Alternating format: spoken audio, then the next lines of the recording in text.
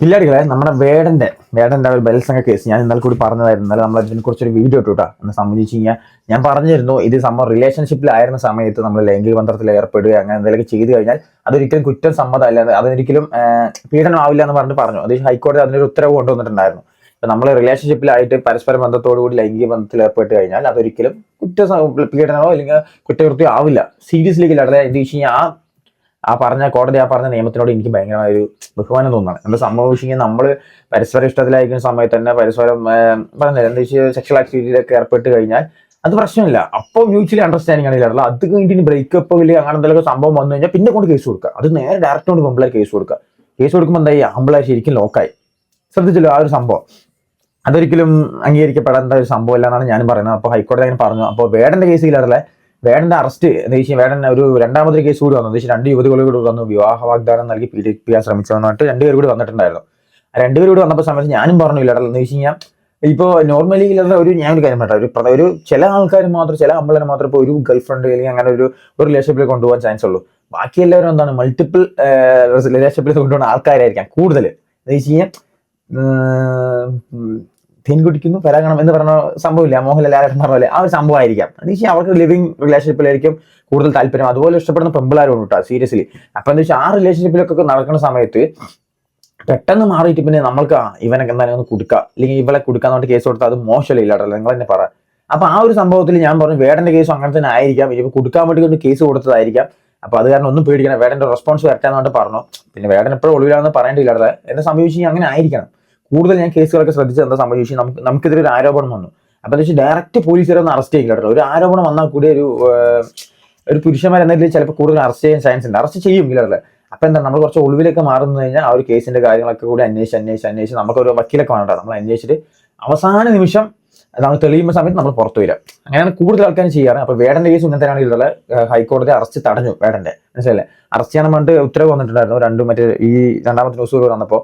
അപ്പൊ അറസ്റ്റ് തടഞ്ഞിരിക്കുകയാണ്. അത് ഞാൻ പറഞ്ഞില്ല, എന്താ വിഷയം സത്യാവസ്ഥ എന്തായാലും പുറത്തു വരും. അപ്പൊ ഞാൻ ന്യൂസ് ചെറുതായിട്ട് വെക്കാട്ടെ ഇടല്ലേ, എന്നിട്ട് ബാക്കി പറയാം. ബലാത്സംഗ കേസിൽ റാപ്പർ വേടനെ സംബന്ധിച്ചിടത്തോളം ഇന്നൊരൽപ്പം ആശ്വസിക്കാവുന്ന ദിവസമാണ്. മുൻകൂർ ജാമ്യ ഹർജിയിൽ തീരുമാനം വരുന്നതുവരെ വേടന്റെ അറസ്റ്റ് ഒഴിവാക്കണമെന്ന നിർദ്ദേശമാണ് ജസ്റ്റിസ് ബെച്ചു കുര്യൻ തോമസ് പ്രോസിക്യൂഷന് നൽകിയിരിക്കുന്നത്. ഈ മുൻകൂർ ജാമ്യ ഹർജി നൽകി ഏതാണ്ട് 2 ആഴ്ച പിന്നിട്ടെങ്കിലും ഇതുവരെ വേടന്റെ അറസ്റ്റ് കോടതി തടഞ്ഞിരുന്നില്ല. ഇന്ന് പ്രധാനമായും പരാതിക്കാരിയുടെ വാദമാണ് കോടതിയിൽ നടന്നത്. ആ വാദം നീണ്ടുപോയി. നാളെയും തുടരേണ്ടി വരുന്ന ഒരു സാഹചര്യത്തിലാണ് കോടതി അറസ്റ്റ് തടഞ്ഞുകൊണ്ടുള്ള നിർദ്ദേശം പ്രോസിക്യൂഷന് നൽകിയത്. ഇന്ന് പ്രധാനമായും പരാതിക്കാരിക്ക് പറയാനുണ്ടായിരുന്നത് അവർ നേരിട്ട മാനസിക സമ്മർദ്ദങ്ങളെക്കുറിച്ചാണ്.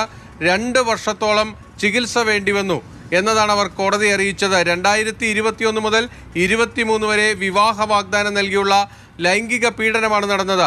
അതിനുശേഷം വേടൻ ഉപേക്ഷിച്ചു പോയി. പിന്നീട് മാനസിക ആരോഗ്യ ചികിത്സ അടക്കം തേടേണ്ടി വന്നു എന്നതാണ് അവർ കോടതിയെ അറിയിച്ചത്. അതോടൊപ്പം തന്നെ വേടൻ തന്നെ സമൂഹ മാധ്യമ പോസ്റ്റുകളിലൂടെ താൻ ചെയ്ത തെറ്റുകൾ ഏറ്റുപറഞ്ഞിട്ടുണ്ട്. അതിൻ്റെ സ്ക്രീൻഷോട്ടുകളും അവർ ഇന്ന് കോടതിയിൽ ഹാജരാക്കി. ആ ഘട്ടത്തിൽ കോടതി ചോദിച്ചത് ഈ സ്ക്രീൻഷോട്ടുകൾ എങ്ങനെയാണ് കേസിൽ പരിഗണിക്കാൻ കഴിയുക, ഇത് ഈ വ്യക്തി തന്നെ നടത്തിയ പ്രതികരണമാണ് എന്ന് എങ്ങനെ കണക്കാക്കാൻ കഴിയും എന്നൊരു ചോദ്യം കോടതിയുടെ ഭാഗത്ത് നിന്ന് വന്നു. സ്നേഹബന്ധത്തിലായിരുന്ന കാലഘട്ടത്തിൽ ലൈംഗിക ബന്ധത്തിൽ ഏർപ്പെട്ട ശേഷം പിന്നീട് ആ ബന്ധം മുറിഞ്ഞ് ഇത് ബലാത്സംഗ കുറ്റമാണ് എന്നെങ്ങനെ ആരോപിക്കാൻ കഴിയുമെന്നതാണ് കോടതി ചോദിച്ചത്.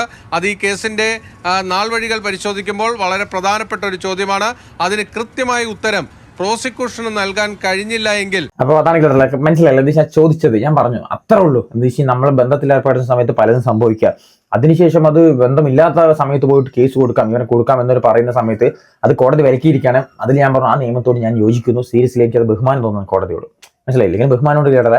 എന്നാൽ ഈ ഒരു നിയമത്തോട് ഞാൻ എന്നും കടപ്പെട്ടിരിക്കും. എന്ത് സംഭവിച്ചാൽ അങ്ങനെ ആയിരിക്കണമെങ്കിൽ ഇടകളെ നമ്മൾ മ്യൂച്വൽ അണ്ടർസ്റ്റാൻഡിങ്ങിൽ പലതും ചെയ്യും. എന്നിട്ട് അതിനുശേഷം എന്താ വെച്ചാൽ ചെറിയ ടേംസ് ആൻഡ് കണ്ടീഷൻസ് തെറ്റുന്ന സമയത്ത് നേരെ ഇപ്പോൾ കേസ് കൊടുക്കുക, ആ പരിപാടി മോശമാണ് ഇല്ലട്ടോ. സത്യത്തിൽ പറഞ്ഞാൽ മോശമാണ്. എന്താ വെച്ചാൽ ആ സമയത്ത് എന്തും ചെയ്യാം, പിന്നെ അതിനുശേഷം വേറെ എന്തെങ്കിലുമൊക്കെ കൊണ്ട് കേസ് കൊടുക്കുക, ഇവനെ കൊടുക്കാം അല്ലെങ്കിൽ ഇവളെ കൊടുക്കാം എന്നുള്ള പറയുന്ന ഒരു സംഭവം മോശമാണെന്നാണ് എനിക്കും. ഞാൻ അത് മുമ്പത്തെ വീഡിയോയിലും പറഞ്ഞു ഇല്ലല്ലേ എന്താ വെച്ച് കഴിഞ്ഞാൽ. അപ്പോൾ അത് ആ ഒരു പ്രശ്നം അല്ലെങ്കിൽ ആ ഒരു സംഭവം വേടന്റെ കാര്യത്തിൽ സോൾവ് ആയിരിക്കുകയാണ്. അപ്പം മുൻകൂർ ഒരു ജാമ്യത്തിന്റെ ഒരു പരിഗണന വരുന്നവരെ വേടൻ അറസ്റ്റ് തടഞ്ഞിരിക്കുകയാണ്. അപ്പോൾ ഇപ്പോൾ വേടന്റെ റെസ്പോൺസിന് വേണ്ടി നമ്മൾ ഇപ്പോഴും വെയിറ്റ് ചെയ്തുകൊണ്ടിരിക്കുകയാണ്. എന്തായിരിക്കും എന്നൊരു റെസ്പോൺസിന് വേണ്ടിയിട്ട്. അപ്പോൾ എന്തായാലും ആ റെസ്പോൺസിന് വേണ്ടി നമുക്ക് വെയിറ്റ് ചെയ്യാം. വേടൻ എന്തായാലും ഒരു വേടൻ എന്തെങ്കിലും ഒന്ന് പറയട്ടെ ഇല്ലാതെ. എന്താ വെച്ച് കഴിഞ്ഞാൽ എന്തായാലും ആൾ പുള്ളിക്കാൻ റെസ്പോണ്ട് ചെയ്യും, അല്ലെങ്കിൽ ആൾ എന്താ വെച്ച് കഴിഞ്ഞാൽ ചെയ്ത തെറ്റ് എന്ന് ഏറ്റു പറയുന്ന ഒരു വ്യക്തിയാണ് വേടൻ. അപ്പോൾ നമുക്ക് വെയിറ്റ് ചെയ്യാം എന്തായാലും.